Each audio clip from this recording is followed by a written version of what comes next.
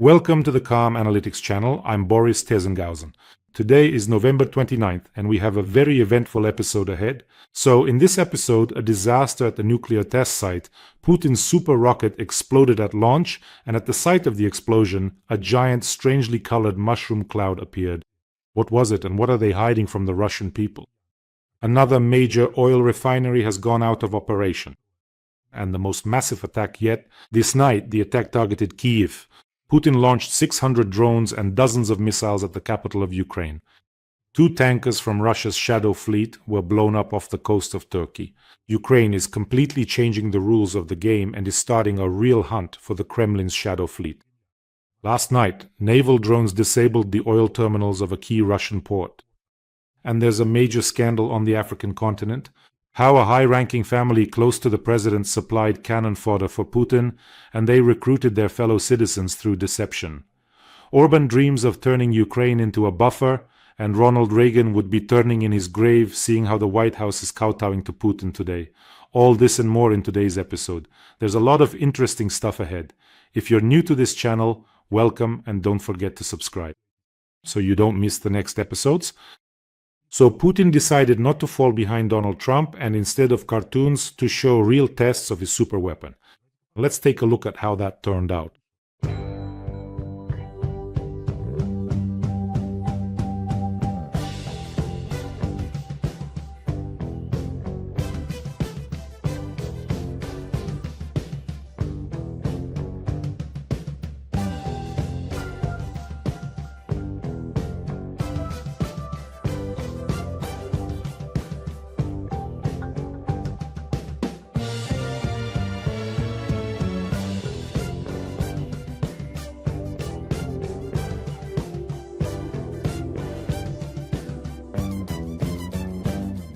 It didn't turn out as nicely as it did for Donald Trump. Well, friends, this is yet another failed test of the Sarmat super missile, which, let me remind you, Putin said was about to go on combat duty. By the way, here's a quote from Putin about the Sarmat. The Sarmat practically has no range limitations. Its trajectory is unpredictable, which means it is virtually invulnerable to missile defense systems. But as for the Sarmat's trajectory being unpredictable, we saw it in this very video. He wasn't lying, and probably for the first time in his life, Putin wasn't lying. The publication Defense Express wrote that during the tests, it was precisely this intercontinental ballistic missile, the RS-28 Sarmat, that crashed. The Sarmat is the foundation of the Kremlin's strategic offensive forces, and this very Sarmat is regularly used to threaten the world, including by the alcoholic Medvedev, who does it more often than others. In short, this happened at a test site near Orenburg, and a cloud of purple smoke rose up. After this, a mushroom cloud could be seen at the Yasny Cosmodrome.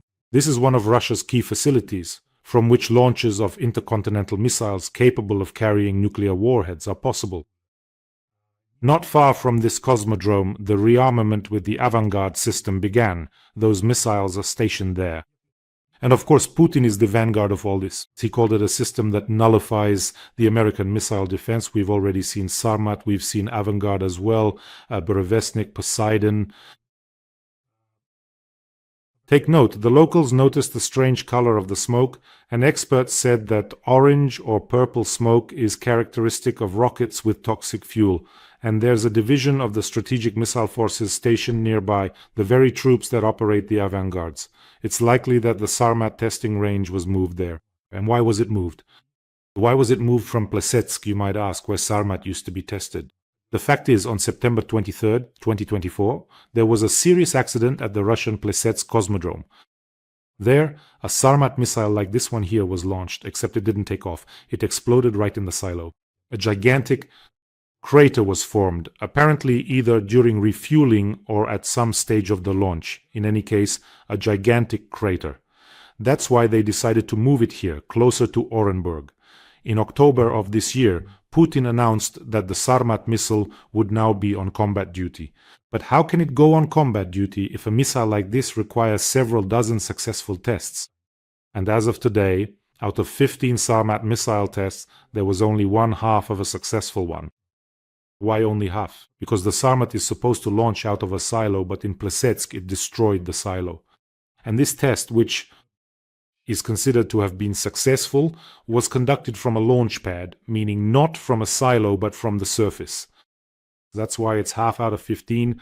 With results like these, people shouldn't be afraid of the Sarmats in the US, but in Russia itself. So just imagine, Putin launches 15 missiles with these kinds of results, and 14 of them explode, either at the test site or in the silo or over Russia, and only one of them somehow manages to fly off somewhere at least. There you have it. And that's not even all the bad news that happened to Russians that night. Drones attacked the Afipsky oil refinery. There were several explosions. It burned well, it burned brightly. Locals report at least 10 explosions. This is not the first or even the second time this plant has been attacked. Well, I've said it many times already. If Ukrainian drones hit an oil refinery once, in the end, it won't be able to operate. And if missiles hit Neptune, you might as well cut it up for scrap metal. Now let's talk about how Russia attacks. If Ukraine disables oil refineries, if Ukraine knocks out Russian military depots, then last night Putin couldn't come up with anything smarter than to launch almost 600 attack drones and about 36 missiles at the capital of Ukraine. That's how they just sent a massive wave. Take a look at this photo. The yellow triangles are the attack drones that targeted Kyiv today. There were also Kalibr missiles, cruise missiles from strategic aviation, and Kinzhal hypersonic missiles. So all of this happened today. So just imagine, Putin, whose drones can fly off to Romania or Belarus, launches hundreds of drones at the capital where the building density is so high. Naturally, the result of this attack is not surprising. Dozens of apartment buildings were damaged. Unfortunately, there are fatalities, and unfortunately, there are wounded. My sincere condolences to those who lost loved ones today, and I wish a speedy recovery to those who were wounded today. Now take a look at this photo, or rather this image. This shows the trajectory of the drones, of cruise missiles, of ballistic missiles. It seems to me that this is probably one of the most massive, if not the most massive, attacks on Kyiv. So this is how Putin wants peace. It's anger because nothing is working out at the front. Anger because his important military targets are being destroyed. He simply takes and launches hundreds of drones and missiles at Kyiv. He's just a sick psychopath and a maniac. I don't know, there are no other words for it. And after all this, Ukraine is still being asked to give up its missiles and reduce its army. And you don't understand who, not us anymore, but you will have to deal with. Don't you understand? Just give Ukraine 200 Tomahawks. No, not like that. Sell Ukraine 200 Tomahawks.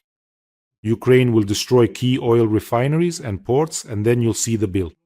For Putin's economy, that would literally last for just a month. He physically wouldn't be able to continue this war without money. Instead, if Special Representative Witkoff had visited Kyiv tonight when everything was shaking, when poor, unfortunate children with their parents were hiding in the subway tunnels with cats and dogs in carriers, and the air raid lasted 10.5 hours, starting at 11 p.m., just like that.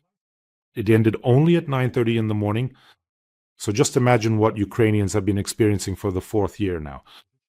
Instead, Trump's special representative for Russia, Witkoff, is teaching his Russian counterpart what this psychopath and maniac Putin should say in order to find the right approach to Donald Trump. He is essentially coaching Putin on how to hack Donald Trump to get what they want so that Russia gets the maximum of what it desires. Witkoff isn't teaching Trump how to hack Putin. He's doing the opposite. And what else can you call this if not a betrayal of national interests? You're teaching the enemy how to properly manipulate your president. Period. What else can you call it? Today I came across a post by an acquaintance of mine. She wrote that she is in the hospital with her little child. And when the explosion started, the mothers with their children, who were there with their little ones, grabbed their kids and ran to the basement, to the shelter. Now just imagine what it's like to have a sick little child. He has a fever of 40 degrees, he barely managed to fall asleep. And then suddenly you have to grab him and run downstairs. The shelter isn't that big. The children are crying, of course. They're sick. And the parents are just sobbing because they can't do anything. They can't even properly treat their poor children because they're forced to run with them into some kind of basement. Do you understand? This is how all of Ukraine has been living for the fourth year now. And no one can do anything about the balding ghoul. The GDP of the state of Texas, I'll say it for the 100th time, the GDP of the state of Texas is higher than the GDP of the entire Russian Federation. Russia is just a raw materials appendage of China. So how are you planning to fight China if you bow and scrape so much before Putin? And yes, Putin in many ways repeats his teacher, I am now convinced of this, Hitler. He tried to intimidate with his Blitz operation. Remember when London was bombed? And this one is trying to bomb Kyiv and intimidate as well. Well, come on then, just surrender. At least let this be a lesson in history. Let this meter-and-a-half-tall conqueror at least read up on history and see how scared the Londoners were back then. And let me remind you, friends, that it is the Ukrainian defenders who are fighting against all this evil and the horde that has come to Ukrainian soil. In every episode, we collect donations for them, and right now we are almost at the finish line of our fundraiser for the 26th Separate Artillery Brigade. Let me remind you of the story behind this fundraiser. A girl named Dasha, who is 23 years old, wrote that they really need equipment right now. Barak 2 is a sound-ranging system for our artillerymen. And she shared her story. Her story really touched me. So, for 23 years, she worked as a journalist on television, traveled around, and when the war started, they came under fire. But then she decided that she could be of more use elsewhere by becoming an artillery woman, and now she serves in the 26th Separate Artillery Brigade, and I want to say, she is really impressive. By the way, Dasha, together with her comrades, recorded a message addressed directly to us. Maybe you've already heard it, but I'll play it for you again. Please listen. Вітаємо! Ми бійці 26-ї окремої артилерійської бригади імені генерал-хорунжого Романа Дашкевича. Напередодні підрозділи дивізіону артилерійської розвідки нашої бригади втратили звукометричні комплекси Барак-2. Для нас це не просто техніка. Барак-2 виявляє роботу великокаліберного кулемета на відстані до 12 кілометрів, а мінометів і артилерії до 30. Це дає можливість точно відстежити вогневі позиції противника, швидко реагувати і, найголовніше, рятувати життя наших побратимів. Без цих звукометричних комплексів наша розвідка втрачає критичну перевагу над ворогом. Ми просимо вашої допомоги, щоб якнайшвидше придбати нові Барак-2 і повернути нашим воїнам інструмент, який рятує життя і підвищує ефективність оборони. Кожен донат – це вклад у безпеку на передовій і в життя ваших чоловіків, синів, дружин, які стоять на захисті нашої країни. Дякуємо за вашу підтримку і небайдужість. Разом ми сильніші. Слава Україні! Героям слава! Let's help our brave warriors and our strong female fighter. The 26th Brigade is fighting in the Pokrovsky direction. It's one of the hottest spots right now, and we're just a tiny bit away from reaching our fundraising goal. Come on, let's push a little harder, friends. I'm asking you very much. A donation for our artillerymen. You know that a group of inhumans or equipment is guaranteed to be destroyed. So, for all these shellings, for all these children's tears, let's turn our hatred, which is converted into support for our warriors, into real retribution. Let's support this fundraiser. The link to the fundraiser is in the description of this video.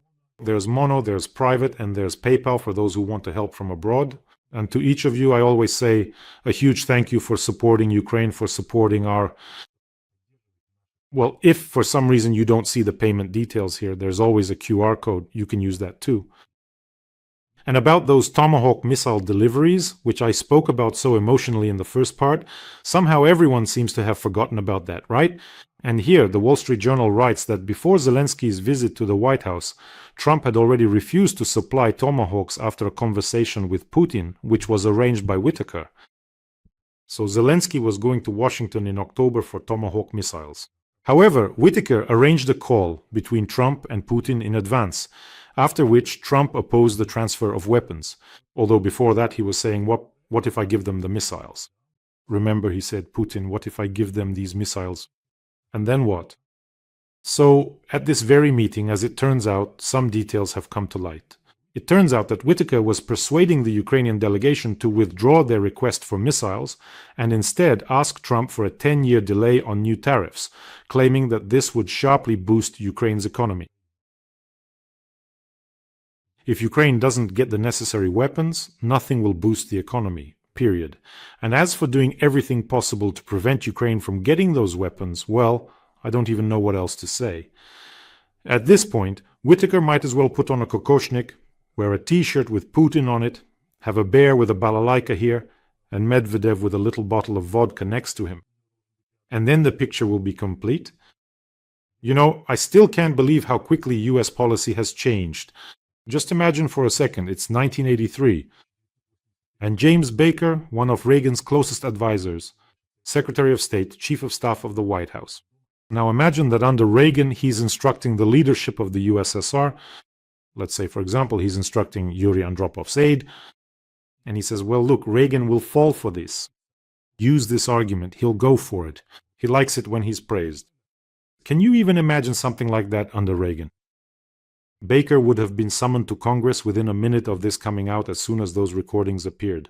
He would have been stripped of all access to secrets, removed from his position within 24 hours, and then there would have been an investigation by both the FBI and the CIA. And Reagan, who called the USSR the evil empire, was building a system that was breaking the USSR. But today his successors are advising the Kremlin on how to break the US from within. How is that even acceptable? By the way, friends, don't forget to subscribe to this channel. On this channel, we not only fight against Russian propaganda, but also expose the lies that Putin spends hundreds and hundreds of millions of dollars on, about invincible weapons, about how sanctions supposedly benefit Russia, basically about everything Putin says, because if Putin opens his mouth, it means he's already lying. So subscribe, friends. Another very unusual event has taken place in the Black Sea. 2 tankers have been blown up in the Black Sea, Kairos and Verat, both part of Russia's shadow fleet. The Kairos tanker is under sanctions, 274 meters long, and was heading to the Russian port of Novorossiysk to load sanctioned oil. And what's more, it was blown up very close to the Turkish coast, just 28 nautical miles from the Turkish shore, and the crew reported an external impact. All crew members are alive and well, they were evacuated. And then, literally 30 minutes later, another tanker, Verat. It was also hit and exploded 35 nautical miles from the Turkish coast. Here too, 20 crew members were evacuated. Meanwhile, Ukrainian media, citing sources, report that tankers from Russia's shadow fleet were attacked by SBU unmanned drones. These drones are called Sea Baby, and it was such a brilliant operation. A video of the attack has been published. Let's watch it together.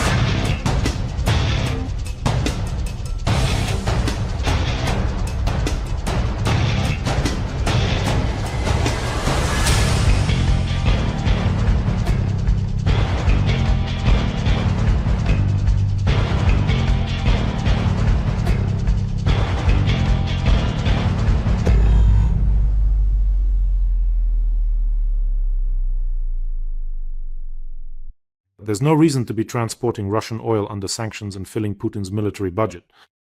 Today, there was a report that this tanker, Verat, was attacked again. So the message sent was very clear.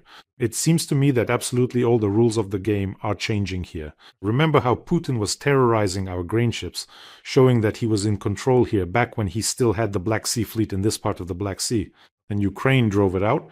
The Black Sea fleet was pushed behind the Blue Forest, and now it's hiding in Novorossiysk and in Okhamchira. A very clear message was sent. There's no need to help Russia circumvent sanctions. Now, insurance premiums for tankers carrying Russian oil are going to skyrocket. Tanker owners will think twice before offering their ships to Russia's shadow fleet. Well, now insurance will probably increase several times over. It will definitely go up by 3 or even 5 times. Naturally, exporting Russian oil will become more expensive. And not even Russian cunning could save them. Do you know how they used to operate their tankers? A tanker would load up in Novorossiysk or Tuapse and then sail almost right along the Turkish coast just to make sure nothing happened to it out in the open sea. But you see how it turned out. Even 28 miles from shore, they still got caught. So there you have it. Take it and sign for it. That's why now, after another couple of tankers get what's coming to them, no one else will dare go there. Putin wanted to play by these rules, so that's how we'll play. What's important is that during the attack, these sanctioned ships were empty. They were heading to Novorossiysk to be loaded. So naturally, there was no environmental disaster since the tanker wasn't loaded. But I would still recommend Greta Thunberg to be out there somewhere in a lifeboat just in case. Sometimes it's worth accompanying them just to make sure everything is in order. And the SBU wrote, as we call them here, the Service of God, that they will continue active measures to cut off Russia's financial capabilities for this war. I believe that this video we've just watched should be sent to the owners of all ships and the so-called flag jurisdictions that provide their tankers for transporting sanctioned oil and provide their flags for this purpose. Moreover, all these addresses, countries, jurisdictions, they are all known. Send them this video and tell them if you want, this is what will happen. Last night, unmanned boats caused some more trouble elsewhere, so to speak. A loading dock for oil in Novorossiysk, which belongs to the Caspian Pipeline Consortium, was destroyed. The Caspian Pipeline Consortium provides 80% of Kazakhstan's oil exports. Why is it a consortium? Because foreign companies got together, including American ones. By the way, Kazakh oil, the pipelines are Russian, the extraction technology is American, and not just American. So that's the kind of consortium it is. And here too, they decided to show off maritime drones to make the point that cooperation with Russia shouldn't happen until the war is over. In short, oil spills at the terminals were avoided, but it's impossible to operate the terminals now. This is a very serious blow, very serious, believe me. By the way, this is already the third attack on the consortium's infrastructure, but now repairs are going to take a very, very long time. And you know what's interesting? The consortium's co-owners are Kazakhstan, Russia, Lukoil is involved, ExxonMobil, basically Rosneft, Shell. See how it turns out? What a mix, right? In the sanctions package against Russian companies, this consortium is listed as an exception. So despite the fact that there's a share owned by Lukoil which Donald Trump imposed sanctions against, see how things can turn out. If Lukoil is working with the Americans, then everything's fine. So all the oil loading terminals in Novorossiysk are supposed to be destroyed. In this case, the consortium just got unlucky. Well, what can you do? Maybe this is a separate reminder to Mr. Tokayev that he shouldn't be so actively helping Russia circumvent sanctions. And here's another piece of news. How Russia is actively exploiting the poverty of African countries, both as a market and, sorry to say, as a source of cannon fodder that's growing and thriving.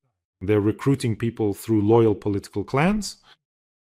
The daughter of former South African President Jacob Zuma, Duduzile Zuma Sambudla, resigned from all government positions after she was exposed and accused of recruiting South African citizens to participate in the war on Russia's side. This was reported by Reuters. Several dozen South Africans are known to be involved. Some of them went to Russia on work contracts or security contracts, but ended up at war. Several families raised an outcry, accusing the recruiters of deception, and that's when the daughter of the former South African president resigned. Moreover, this South African president, Jacob Zuma, is very closely connected with Russia, with Putin. There are all sorts of shady dealings there.